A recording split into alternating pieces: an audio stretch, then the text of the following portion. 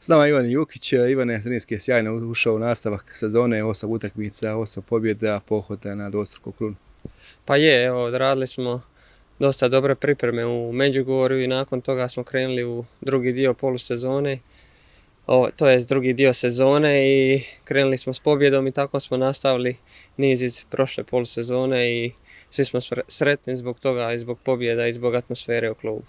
Ivan je bio si odlučujući igrač u duelu sa ekipom Igmana, postigao gol za važnu pobjedu u sudstvu koji je Zrinski dosta teško došao do 3 boda.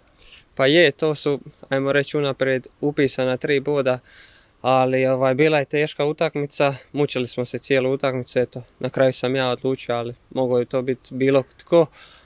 Najbitnije je da je ekipa upisala pobjedu i da nastavljamo dalje u ovakvom nizu.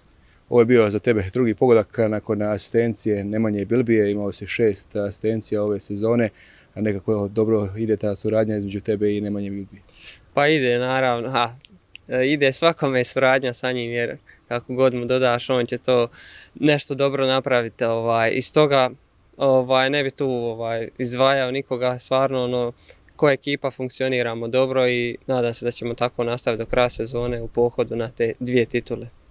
Ivane, velika potpora sa tribina za igrače Zrinskog od strane navijača Zrinskog koji su uvijek uz Zrinski, uz igrače i kada ide loše i kada ide bolje i naravno da će uvijek tako i nastaviti pratiti igre Zrinskog.